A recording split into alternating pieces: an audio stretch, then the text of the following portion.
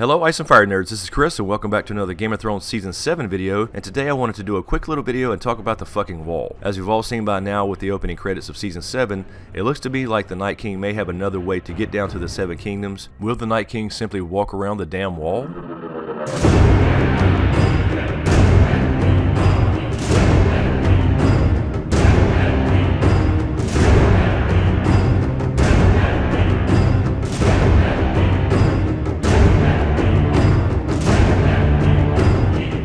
Alright, so if you're not familiar with what I'm talking about, you've seen now in episodes 1 and 2 in the opening credit scenes where we go into the wall and zooms in, and as it zooms back out, you can see that on the right hand side where Eastwatch by the Sea is near the Bay of Seals, it looks to be the entire sea is now frozen all the way over to the island of Skagos. And if you take into consideration the first scene in episode 1 where we saw the White Walkers and the Army of the Dead marching south, it looks to be like they possibly could be on frozen water. And if you take into account as well the Hound's vision in episode 1, which I did a completely separate video on, there was a missing line of dialogue there that could have given this away, and you're welcome to click the little card popping out right now in the top right hand corner of your screen, and you can check out that video to see what the hell I'm talking about. So of course, with all this put together, a lot of people are now speculating that the White Walkers are simply going to walk around the wall. And I gotta say, I'm really conflicted about this. The evidence seems to be there. They seem to remove that line from the Hound's vision that I talked about in the Hound's vision video for a reason, to possibly hide something, or at least not to make it so obvious. But the point being here that it would be odd to me, for 8,000 years the wall has stood,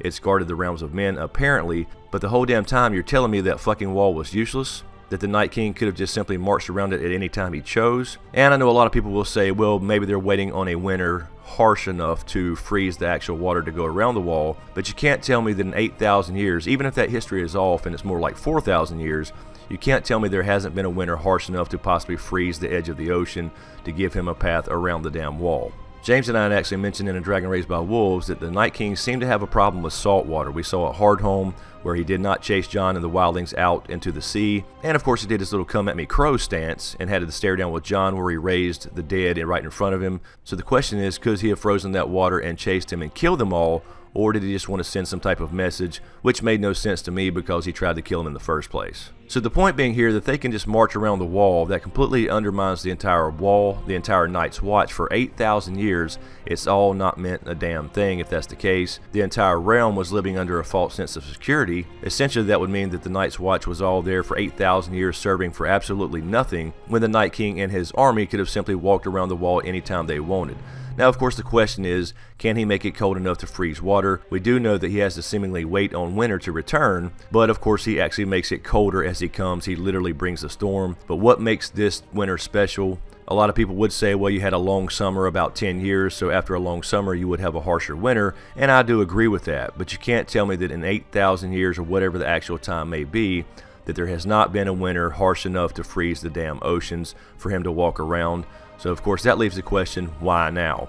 I still think this kind of fits the idea that we had as far as them reacting to something fairly recent in our story, such as the birth of Jon Snow, or the birth of Dany, or the birth of both for that matter. Whatever they're reacting to, they seem to be waiting to come back now. But it seems to me thematically it would undermine the whole damn series as far as the wall, the Night's Watch, and all that. Like, none of that ever actually mattered, when he could have just came back anytime he pleased, assuming it was cold enough, or he could make it cold enough to actually freeze the damn ocean. But then again, I can't discount this theory that they may just walk around the wall, because there does seem to be quite a few things pointing in that direction when you take into account the Hound's vision, the missing line from that vision that I talked about in the previous video, and of course the opening credits where you do see the obvious change where the Bay of Seals is actually frozen. Are they going to simply bypass the wall and walk around it? And if that's the case, do we even need to see the wall fall down at the end of Season 7 like we all suspect, like they've been foreshadowing for so damn long? It wouldn't make sense whatsoever to me if they just walk around the wall and they don't have to actually knock it down or break the magic in some way. And of course that undermines the whole entire story as far as the 8,000 year history of the Night's Watch, the wall, and keeping the others out in the first place. Anyway guys, let me know what you think in the comments below. As usual, thank you for all the support, especially to you guys on Patreon.